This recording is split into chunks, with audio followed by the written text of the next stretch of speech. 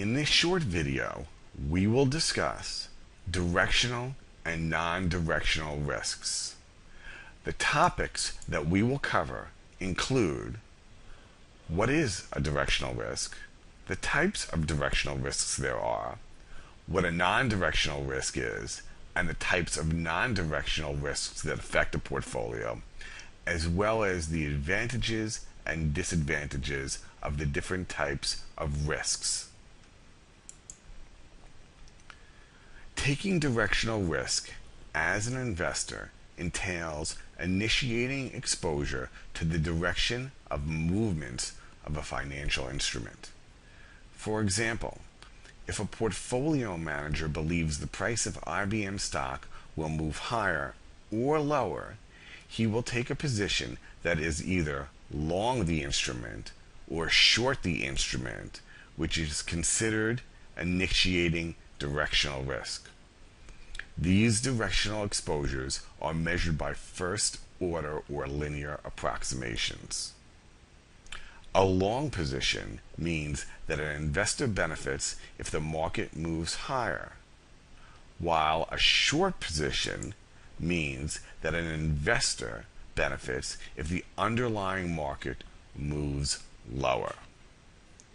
The beta, which has been discussed in prior videos, is the systematic risk for exposure to general market movements.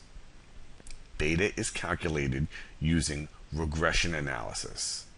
You can think of beta as the tendency of a security's returns to respond to swings in the overall market.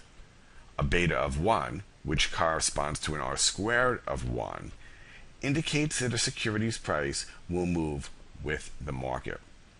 A beta of less than 1 means that a security will be less volatile than the overall market. A beta of greater than 1 indicates the security's price will be more volatile than the market. DV01, or the dollar value of interest rate, is the exposure an investor has to interest rates.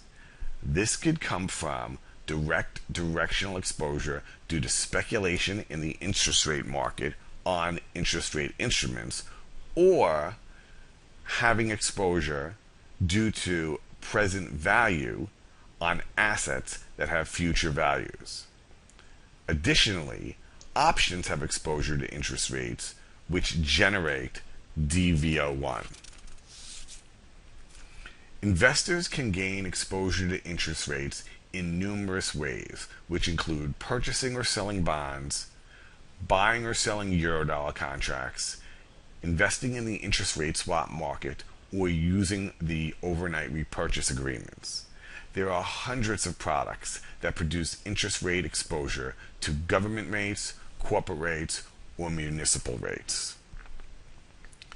Duration is a term that is used to determine the measurement of how long in years it takes the price of a bond to be repaid by its internal cash flows. As prices of bonds move higher, the yields on a bond will move lower. Duration talks about the tenor of an interest rate curve. Bonds with higher durations carry more risk in general and have higher price volatility than bonds with lower durations or lower tenors. The price and yield of interest rates instruments are inverse.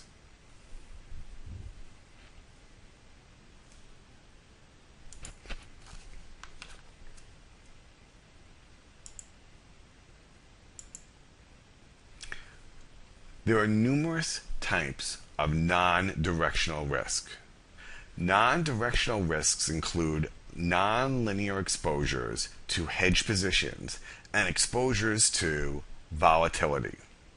These non-directional exposures are measured by exposures to differences in price movements or quadratic exposures. A basis risk may arise when a position involves two products that are similar but not exact. For example, if a portfolio manager has a position where they are long light sweet crude oil and short medium sweet crude oil, the difference between light and sweet is considered a basis, and there is a relative movement differential. This also can occur in the interest rate sector with similar bonds. For example, there is trading of on-the-run bonds, which are the newest bonds issued by the government, or off-the-run bonds, which are bonds that are not the newest bonds. The difference between the two is a basis. When trading a basis, the portfolio manager is speculating on the widening or contracting of the two instruments relative to one another. Stock investors will trade pairs of stocks where they are long one stock such as Coke and short Pepsi against it. This type of highly correlated pair creates a basis. Residual risk is a risk which is common in many portfolios. It is the risks that occur after all known risks have been calculated. This type of risk can be covered with a liquidity reserve as a backstop.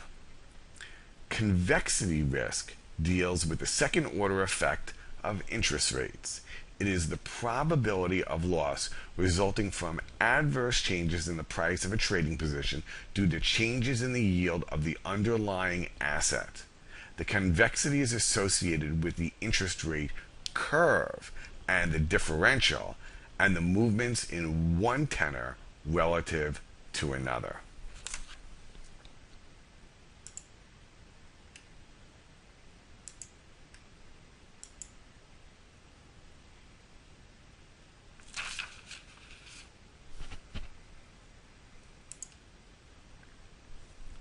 Directional risks have the advantage of liquidity and are generally transparent. They benefit an investor by allowing him to easily enter and exit the marketplace. In general, directional risks are volatile and can quickly move in an adverse direction. Non-directional risks are generally market neutral and are not correlated with general market directions. They usually have a beta of 0 relative to a market. This type of risks are usually less volatile when compared to directional risks, but the liquidity can be weak and the markets can be opaque.